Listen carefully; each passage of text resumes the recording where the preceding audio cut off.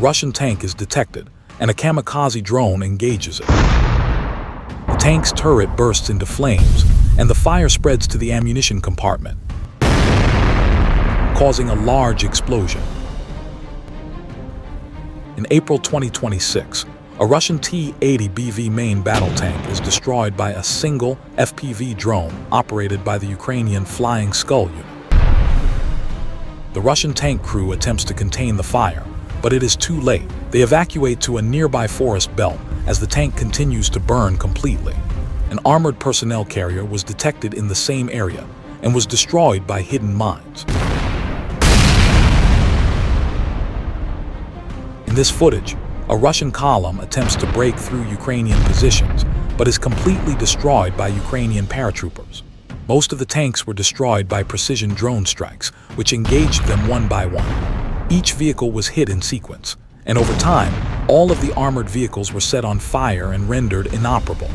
Elsewhere, in March 2026, a Ukrainian soldier fires an RPG at a Russian tank at close range. A Ukrainian soldier moves into position and fires a precise strike at the tank's turret, rendering it inoperable. The mission was highly risky, as another tank had its turret pointed directly toward the position from which the soldier fired. The tank is unable to target the first soldier, who manages to withdraw safely. Another soldier then follows with a second strike to the same area, immobilizing the tank. In April 2026, southeast of the village of Vysok in Zaporizhia Oblast, Ukrainian FPV kamikaze operators detect a Russian TOS-1A Solntsepiok multiple rocket launcher. This TOS-1A Solntsepiok is a heavy multiple rocket launcher system designed to deliver thermobaric rockets at short range against fortified positions and area targets. It is mounted on a tank chassis for mobility and protection, and is typically operated by specialized Russian chemical defense units. The drone engages the vehicle, striking it and causing damage to the TOS-1A system. The impact causes the system to launch a rocket toward a random direction. A reconnaissance drone clearly captures the incident on camera. Despite the initial strike and damage to the system, the crew manages to start the engine and retreat about a mile. A second kamikaze drone is then launched, and after a moment the third strike stops the vehicle. With the rocket launcher halted, a final drone strike is launched from the rear, targeting the engine compartment. The impact sets the vehicle on fire, and the heat triggers the remaining onboard rockets, resulting in a large explosion.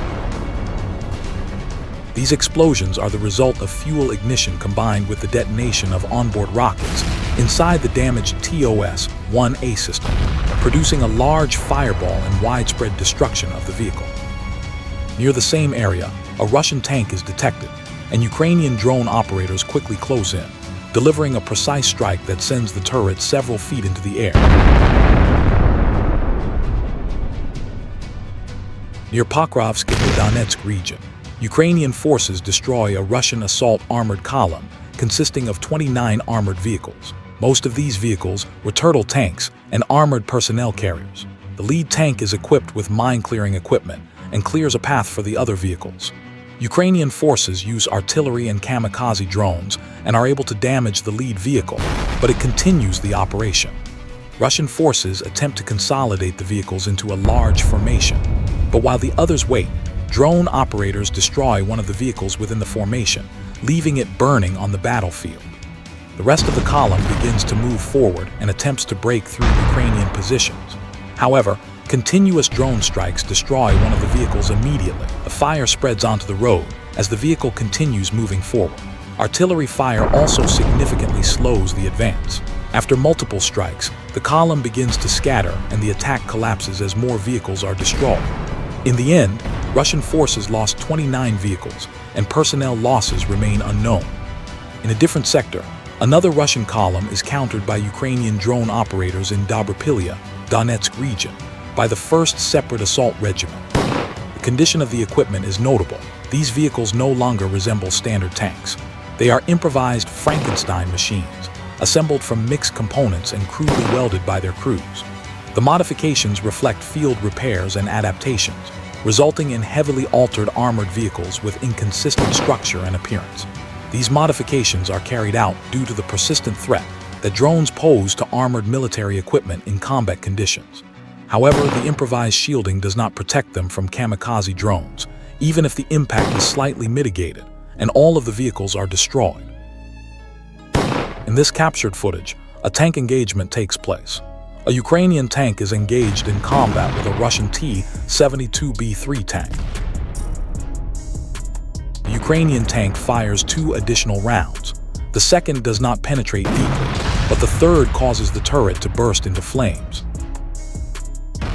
Even though the target is destroyed, the Ukrainian tank must then withstand 3 incoming anti-tank missiles approaching from different directions. Luckily for the Ukrainian tank, the first strike misses and the second hits a tree. The third strike passes extremely close to the tank's turret but flies over it. Constant movement makes the tank difficult to target across the open field near the tree line. The reconnaissance drone that captures the engagement also detects the positions of Russian forces from which the anti-tank missiles were launched. The Ukrainian tank completes the mission and withdraws, leaving the battlefield with 1 Russian tank destroyed. In March 2026, near Obliterated in Zaporizhia Oblast, a Ukrainian tank fires direct rounds at concrete fortifications held by Russian assault units, targeting a fortified strongpoint on the front line. The strikes focus on breaking defensive positions. After the strikes, the Ukrainian tank withdraws to its position, and the area is later captured by Ukrainian forces. In the next captured footage, a Ukrainian tank advances while firing, crossing over trenches occupied by Russian infantry and continuing to engage targets with its main gun. The exact location is unknown, but the incident likely takes place near the town of Chasiv Yar in Donetsk Oblast. Tanks remain effective in trench warfare, using armor and direct firepower to suppress fortified positions, cross trench lines, and support infantry operations against entrenched defensive forces in contested frontline areas. Footage captured in dense fog shows a tank from Ukraine's 24th Brigade advancing through a devastated landscape. The crew fires into a tree line, destroying a Russian BMD and nearby infantry concealed in the brush. The limited visibility obscures the battlefield, reducing range and situational awareness for both sides. Despite these conditions, the Ukrainian tank crew identifies targets within the tree line and conducts accurate fire, destroying concealed vehicles and infantry positions under restricted visual conditions. Almost all tanks are equipped with machine guns, which are highly effective against infantry even when visibility is poor. Smoke rises from the destroyed vehicle, and additional firing further reduces visibility. This allows the tank to withdraw from the front line after engaging Russian positions and destroying one of their vehicles. In March 2026, in Donetsk Oblast, Ukraine's Spartan Brigade destroys 3 Russian tanks using strike drones guided by aerial reconnaissance, including 1 tank concealed inside a building. The crews of these tanks attempt to conceal them using surrounding materials and camouflage nets, but Ukrainian drone operators still locate the targets and destroy them. Once again, Russian forces lose equipment worth millions, while Ukraine uses only a handful of low-cost kamikaze drones. In this final footage, a Ukrainian Su-27 fighter jet carries out precision strikes, likely using GBU-62 JDAM-ER bombs, on a former mine building where Russian drone operators have been observed on multiple occasions in Donetsk Oblast. The explosion is large, and the Russian drone operators are no longer able to continue their operations if they are still alive. If you stayed until the end, feel free to see more footage from the world's most critical conflict zones.